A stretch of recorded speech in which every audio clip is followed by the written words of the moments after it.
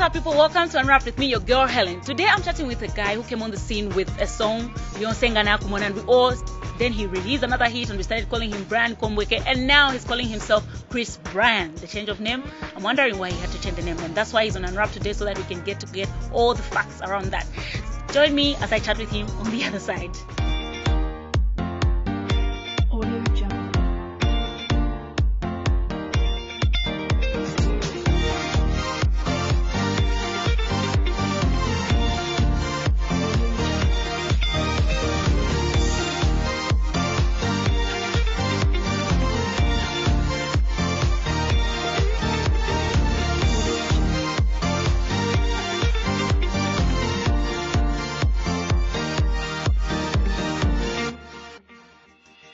Welcome back. You're joining us from Stekenico Prestige, and I'm chatting with Bryan Kombweke, like I mentioned earlier, now known as Xris Bryan.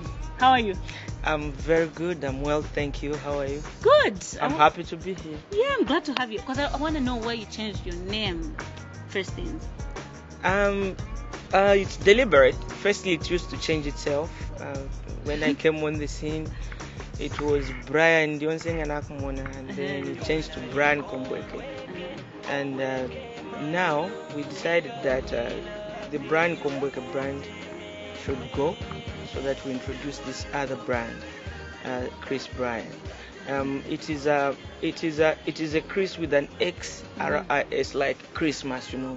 Yeah. This is a brand that's gonna give people an expanded version of entertainment, and I feel, me and the team, this brand is what we're gonna sell beyond the Zambian borders, and I feel it stands a better chance.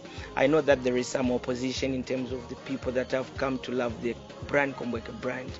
I don't have a problem with it. They can come and steal that. I don't have a problem. Okay. But going forward, I feel that they will start feeling the Xris Bryan brand. Yeah. Okay. I'll still be asking you a lot more about the Xris Bryan, but I just want to know certain things about you, like where were you born? I was born in 80s in Zambia, where my parents used to work. Yeah, that's where I did most of my primary school up to grade 7. Then they got transferred to Northern Province, Kasama. That's where I did part of my basic education, and then I finished my high school at Mungwi Technical High School in Kasama. Okay, you know, the moment you say Zambia, I'm thinking Zambia Beach. Can you swim? No. Why? I was told a lot of people, practically everyone who grew up in Zambia, around Zambia, can actually swim. Actually, it's not Zambia town per se. It's in the rural outskirts. There is a small school by then called Kamisa Primary School on the peninsula, as you are going to. It was nowhere near the water. The waters are all over. We were bordered by the Lopela River banks. There was a small oxbow lake. You didn't learn how to swim? They are crocodiles. Okay, yeah, no, that one I understand you. Understand you. All right. So when did you move to Lusaka? After completion of school, I completed in 2004. 2006, that's when I relocated to Lusaka to officially come and start singing, because here there are facilities in terms of studios, and the market, I think it opens much better and faster when you are here. So I relocated in 2006. Okay, so all this time you were at school, your passion was just music. Music came by coincidence, though. I've been singing a lot, the whole lot of my life, from church. I used to be in a choir, and then at school I was more into drama and comedy. I would crack people, they would laugh. But there was this day when there was a variety, and then they dared that anybody who can sing, and I remember there was an instrumentation playing for Danny Kaya. And then I sang a song. I was just freestyling, and everyone was like, this guy is a musician. And then it started getting into me, you know, wherever you're passing, you know, it's a boarding school for guys. Everyone is saying, we're a musician, you know. And then I amplified that, and I found that this is something that I was doing effortlessly, you know. It's just out of fun, and then, yeah. Okay, great. I think on that note, we take a break. I want you to pick a music video, your music video that we should show. I've got the latest offering, obviously. I would like people to see it, featuring Israel. It's called Akeshuvashani. It's my latest video that I've produced. Okay, nice. Let's check out Xris Bryan featuring Israel with Akeshiva.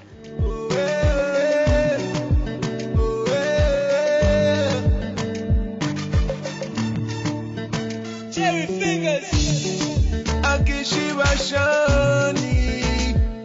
Ngechite mwiko chove chapa kanwa feta ulanga tiwali msema. Azazi bapwanji. Ngati chikondi che umagamba si chikondi che umulangiza.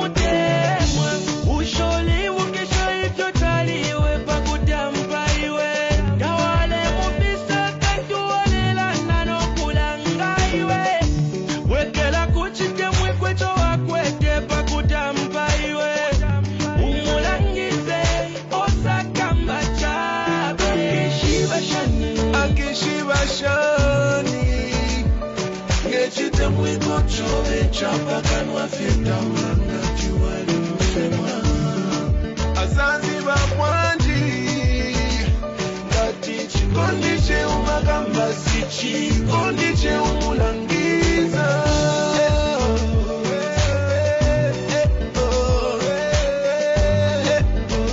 Si chikondi che umulangiza.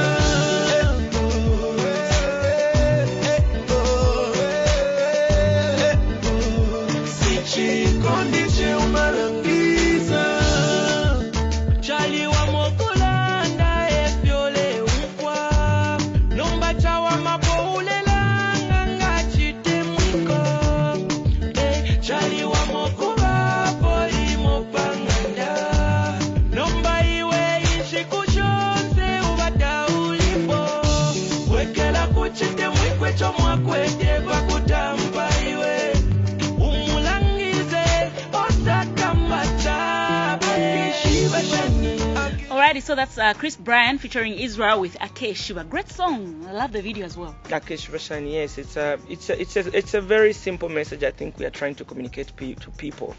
You know, saying I love to somebody is one thing. I love you. You should back it up with action. You know, a lot of times we don't appreciate what we got, and the most number of times that I see flowers, for example, is when somebody is dead. You know, flowers are not just meant for the burial sites. You know, I mean, even for your lover. You know, flowers. I think in this shopping malls and everything, 20 kwacha is enough. You know, you can buy somebody a flower and just say I love you. You know, take them out, not necessarily going for the expensive places. You know, you can take them to Matebeto. Even for the man, just a haircut, it's 50 kwacha. You know, it means a lot. And I feel if people can get back to where they began it from, the way people, especially us guys, the way we pursue our women, really, you're looking for her. You know, to source the everything, same thing. everything. You need to rekindle that love. I think that when we got beautiful families, we've got beautiful relationships, we'll have a beautiful country where love is the pillar of everything else. We'll have a better society. Okay, you've talked about committing to how we should show love to people. Are you committed to someone that you're showing love to? No, currently no. I'm not committed. Why?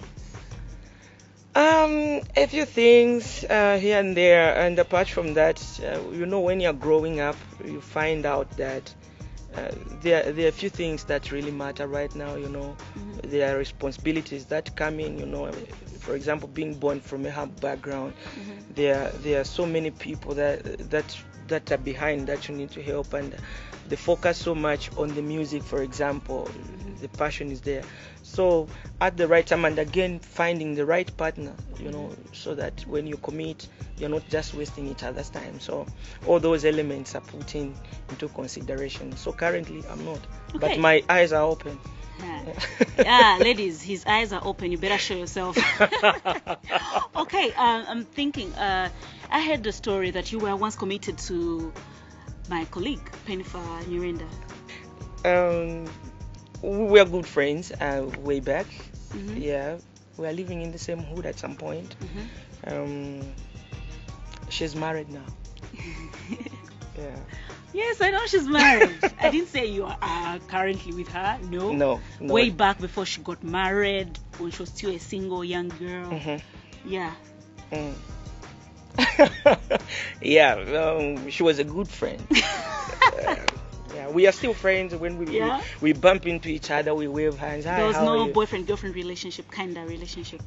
There was no boyfriend-girlfriend, lovers relationship. Maybe I should put it like that. Maybe we call it girlfriend boyfriend. Uh-huh. Yeah. Yeah. Okay, what happened? What happened? We are still friends. Sometimes, you know, for me, a relationship, it's you should keep an open mind. Mm. Sometimes it doesn't work, sometimes it does, and it's a two-way thing. You know, it's a give and take. If you feel it's not working out, you have to let the other friend go. You know, Okay. and if it's working, you take it further. Yeah. Okay. So it didn't work out and they decided to go separate ways. Not that it didn't work out. It's just that maybe priorities. Mhm. Personal priorities. Yeah, we are maybe on a different calendar, so we had to part ways from that angle. Okay. Yeah, but she's still a good friend of mine, Okay. and a big up to the boss, Mr. Nyirend. Okay. Yeah. Okay. Yeah. Okay, we move on from there. Thank you. There was a time we heard a rumor. Was it last year or 2014? The other year. 2015, right? Okay, which rumor? I've got so many rumors. Of you dying. Okay. Yeah. And what I heard is that you were just faking your own death because you just wanted to see if people love you. You wanted to see how people would react when you die. Because you felt like, okay, people are not paying attention to me right now. Let me fake my own death so that I see if they actually think about me. You can't play with death. You end up dying. You know, it's like mocking somebody who is on the sick bed, is dying, and then you are faking it. You can die. I've tried to explain it a number of times, but I feel I owe people an explanation even on this platform. That rumor wasn't started by me. My thing that I didn't do in time was to communicate that this is fake. I saw it, and for me, genuinely, I underrated it. I saw it, and I was like, this is not gonna go anywhere. So within a few minutes time, I was being called, and I remember I was like, you can end up letting your mother die. I called mom and my few siblings. I told them there is something circulating on social media. It's a lie, and I'm very, very much safe. So at least I was sorted from my mom's side. I remember vividly your phone was off that day because Yes. Brian Marley called me to ask. I had not heard anything. I had not seen. I think I was very busy. I wasn't even on social media that day. Then Brian Marley called me to ask if you are alive.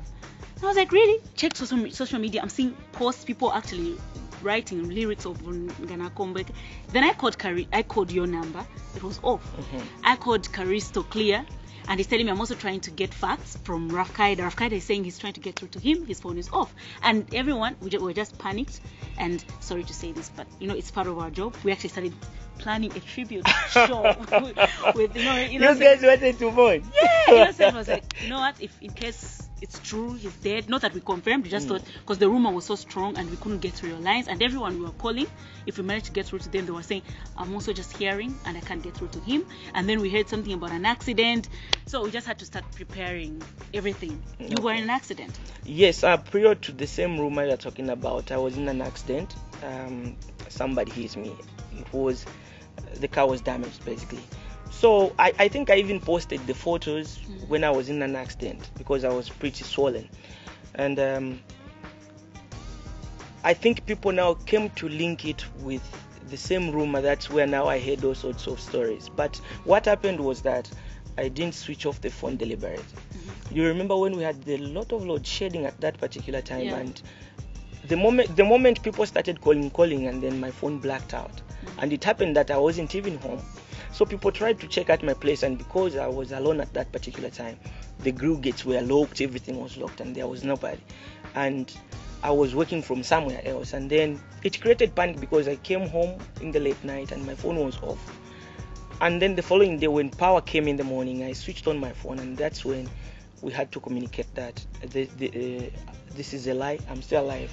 And I took responsibility because it definitely created panic in a lot of people. It inconvenienced a lot of people, and the name that was linked to that was my name, and therefore I apologize on that part. And the other thing is that it just opened a lot of things, a number of perspectives in the way I look at, for example, my life as well.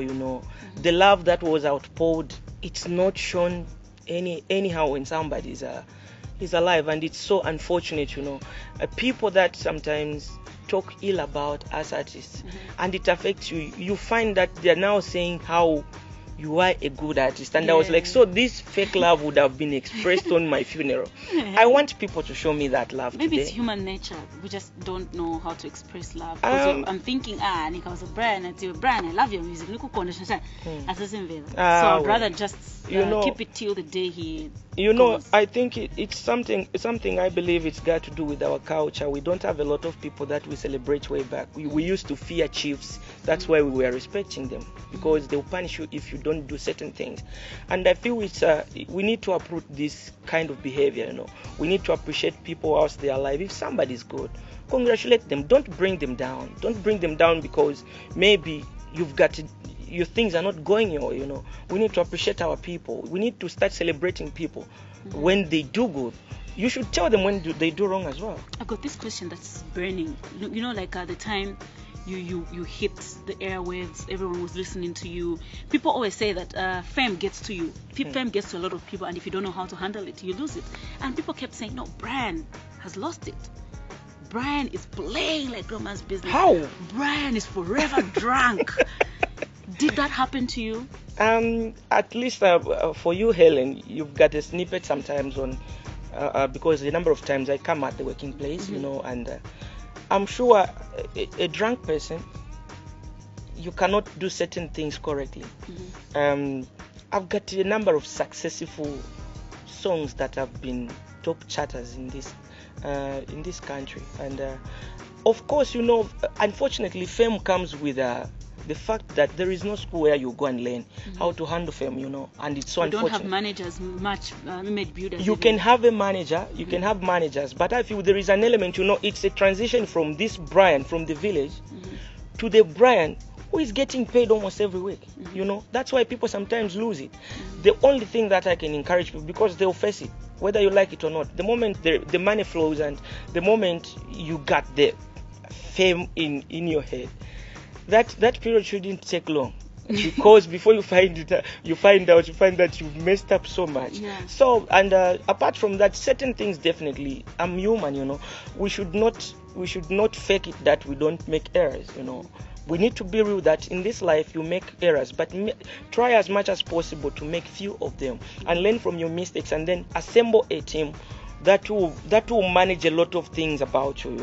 Okay. Yeah, we've got bad artists even in America, but because of the management, the people that surround them, the whole team, they'll handle things professionally. I know that there are big artists in America, they are drug addicts, but you can't detect it because they are professionals handling it. That's why it's very important, like you said, that you have a management of some sort that can help you handle certain things professionally. Okay, nice. On that note, I think we're taking a break. So you're still watching Unwrapped. I want you to stay tuned because I'm still coming back, and we finish up with Xris Bryan. Audio Jungle.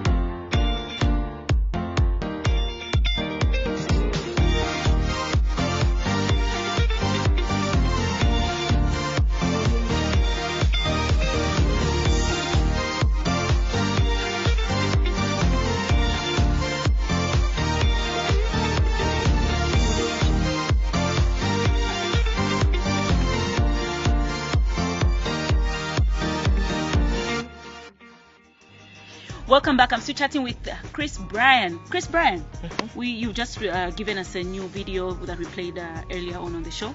And what else are we expecting from you? A lot of things. I'm a people person. I love getting my opinions from people, and over the past a number of years, people have been crying that they need an album from me, because if you can remember very well, the official last album that I did after the breakthrough was the Volcano album, where I featured Late PJ, for example, and a couple of other people, including Israel.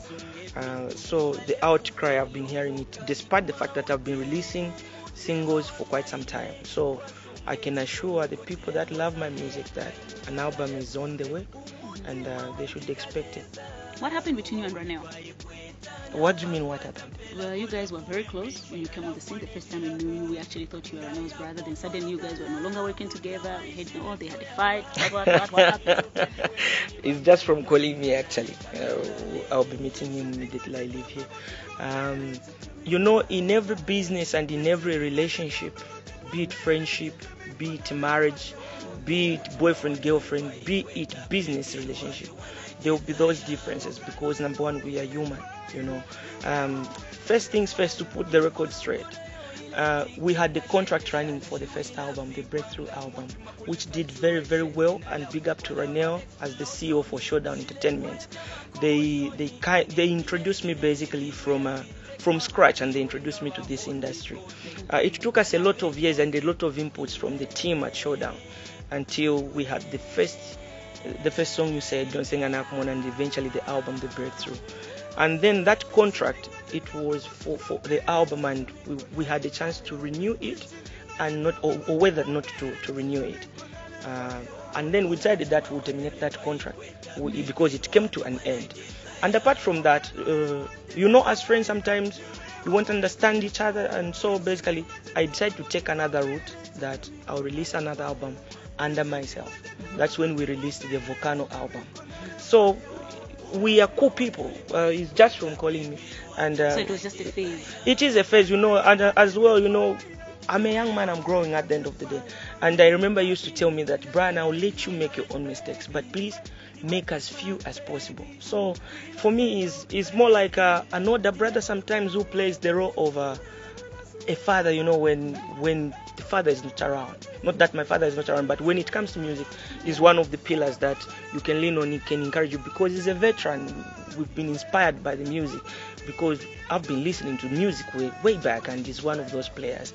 Exile included, now Israel. These are the people that always encourage me. There is Mose Geta, there is Valevi Sakala, Danny Kaya, Mark Chilongo, for example. These are the people that you need to hear the other voice, and Ranel is one of those. He will tell you things, and I don't know, there is just magic. Whenever we sit down, just know that there is something that is cooking up. So obviously people should expect something.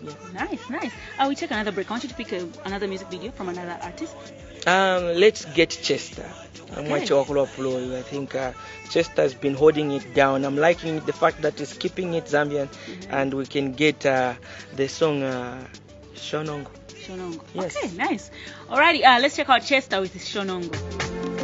Power Records Production. Another Chester Productions. Somebody baba kafilika ndapendera mabawa. Kale mina de daptila ptela go. Akale valetila ati bongo zinapanda, English tabaletila ati pike napanda, lela muletila ati Chester napanda.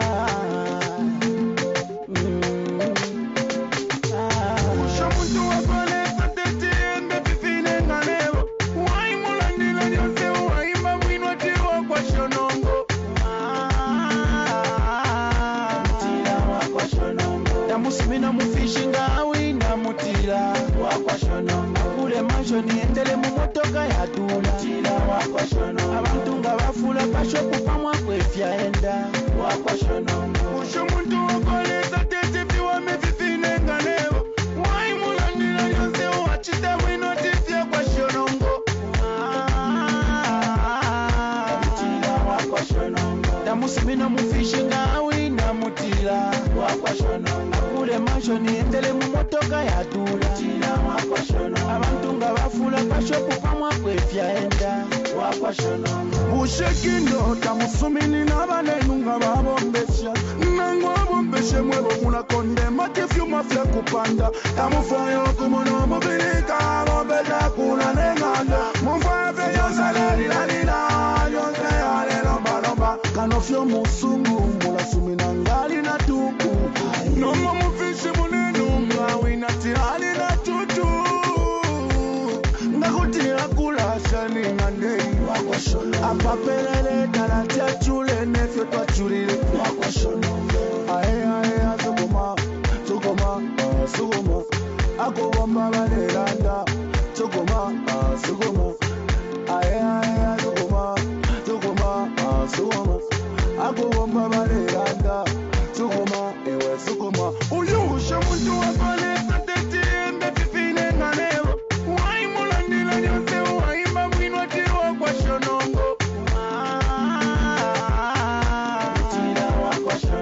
tamusimina mufishi ngawi namutila wakwashonongo kule mancho niendele mumotoka yatula abantu nga bafula pashopu pamwa kwefyaenda wakwashonongo. Welcome back. So that's Chester with Shonongo. You know, this song Ken used to love it. He made me fall in love with this song. Yes, he's a good artist. I like the originality, like I said earlier, and apart from that, it's the message I think that drives me. You know, a lot of people that we don't want to see our people succeed, and the moment you see somebody succeed, it's likely that they didn't earn it.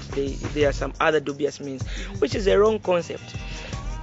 Don't get surprised if today or tomorrow, one day you find me in a Lamborghini. I spend so many hours in studio, and obviously when I get that, it just have to pay off. When you see me on stage, for example, the way I sweat, my sweat has to pay. Okay. I deserve a better car.